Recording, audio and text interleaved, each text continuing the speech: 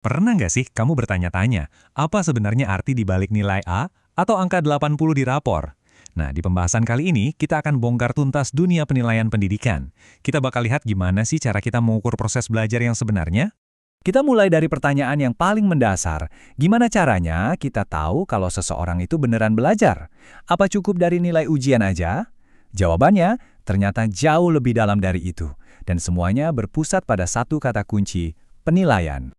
Oke, ini dia peta perjalanan kita. Kita akan bahas 5 hal penting, mulai dari definisi dasar penilaian, bedanya formatif dan sumatif, alat-alat yang dipakai guru, terus 2 cara ngasih skor yang beda banget, dan yang terakhir, kenapa sih ini semua penting? Yuk kita mulai dari yang pertama. Pertama-tama, kita samain dulu persepsi kita. Sebenarnya apa sih yang dimaksud dengan penilaian itu? Gini deh biar gampang, bayangin aja juri di kompetisi masak. Mereka kan punya daftar kriteria tuh. Rasanya gimana, penampilannya menarik nggak, tekniknya bener atau salah. Nah, mereka membandingkan masakan peserta sama kriteria itu buat kasih nilai. Jadi selalu ada objeknya, standarnya, sama proses perbandingannya. Jadi, rumusnya itu simple banget. Harus ada objek yang dinilai, contohnya ya tugas siswa, terus harus ada kriterianya, misalnya tata bahasanya harus benar, argumennya kuat, dan terakhir ada proses perbandingan buat nentuin nilainya. Kalau salah satu dari 3 ini nggak ada, ya itu bukan penilaian namanya. Prosesnya itu selalu lewat 3 tahap ini. Pertama, ya bandingkan. Tugas ini udah sesuai kriteria belum? Kedua, tafsirkan. Sejauh mana sih pencapaiannya dari standar yang ada? Terakhir, baru deh putuskan, oke, nilai yang pantas buat tugas ini berapa ya? Nah, kita udah tahu apa itu penilaian. Sekarang kita geser ke pertanyaan kenapa. Ternyata penilaian itu punya 2 wajah atau 2 fungsi utama. Kita sebutnya formatif dan sumatif. Coba bayangin, penilaian formatif itu kayak pelatih yang ngasih masukan di tengah-tengah latihan. Tujuannya bukan buat ngejudge, tapi buat ngasih umpan balik biar performa atletnya makin bagus. Jadi, ini semua tentang proses dan perbaikan. Nah, tabel ini ngerangkum semuanya dengan jelas banget. Lihat deh, formatif itu tujuannya buat perbaikan, dilakuin selama proses belajar, dan analoginya itu kayak check-up rutin. Sementara sumatif, tujuannya buat evaluasi, dilakuin di akhir, dan analoginya itu ya ujian akhir atau rapor. Satu buat ngebimbing, satu lagi buat ngukur hasil akhir. Nah, ini dia kebalikannya, si sumatif. Kalau ini ibaratnya foto di garis finish. Udah nggak ada lagi perbaikan, tujuannya cuma satu, ngukur hasil akhir, setelah semua proses belajar selesai. Titik. Oke, jadi alat-alat apa aja sih yang biasanya ada di kotak perkakas orang guru buat ngelakuin penilaian? Yuk kita intip isinya.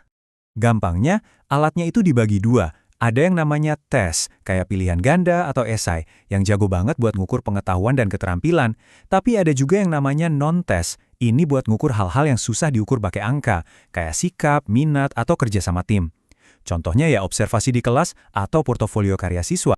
Nah, di bagian ini kita bakal masuk ke hal yang sedikit teknis tapi super menarik.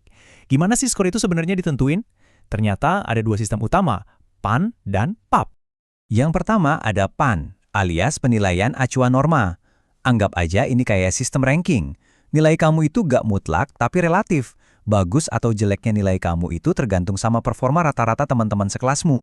Jadi biar gampang ingatnya, PAN itu intinya membandingkan kamu dengan satu kelas. Posisi kamu ya ditentukan sama performa seluruh kelompok.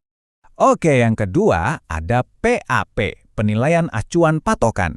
Kalau yang ini bodo amat sama nilai teman-teman kamu. Mau mereka dapat 100 semua atau 0 semua nggak ngaruh. Yang penting cuma satu. Kamu berhasil ngelewatin standar atau target yang udah ditetapin atau enggak. Contohnya, KKM atau standar kelulusan minimal 75. Ingat aja gambar target ini. Kalau pakai PAP, fokus kamu cuma satu. Nembak sasaran yang udah ditentuin. Nggak perlu lirik kanan kiri. Tabel ini ngejelasin perbedaannya dengan gamblang.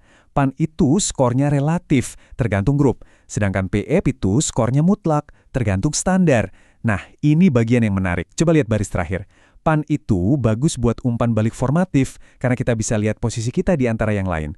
Tapi buat keputusan penting kayak kelulusan yang sifatnya sumatif, PEP sering dianggap lebih adil, karena standarnya jelas dan sama buat semua orang. Jadi, kalau mau diringkas jadi rumus super cepat, ingat aja ini, PAN itu bandingannya kelas, kalau PAP itu bandingannya target. Udah, sesimpel itu. Oke, terakhir, kita coba lihat dari gambaran yang lebih besar. Kenapa sih kita repot-repot ngelakuin ini semua? Apa tujuan akhirnya? Pada akhirnya, penilaian itu bukan cuma soal ngasih angka di rapor. Ini tuh jantungnya proses pendidikan. Tujuannya buat ngasih umpan balik, biar guru dan siswa sama-sama berkembang. Buat bikin laporan ke orang tua, biar mereka tahu perkembangan anaknya, dan juga sebagai bentuk akuntabilitas ke masyarakat, bahwa proses pendidikan kita berjalan di jalur yang benar. Dan ini membawa kita ke satu pemikiran penutup yang penting banget. Cara kita menilai itu akan sangat membentuk cara kita belajar. Kalau ujiannya pilihan ganda, ya kita akan fokus menghafal. Kalau penilaiannya proyek, kita akan fokus ke kreativitas dan kolaborasi. Jadi pertanyaannya buat kita semua adalah, apakah selama ini kita sudah memilih alat ukur yang tepat untuk mendorong jenis pembelajaran yang benar-benar kita harapkan? Coba direnung.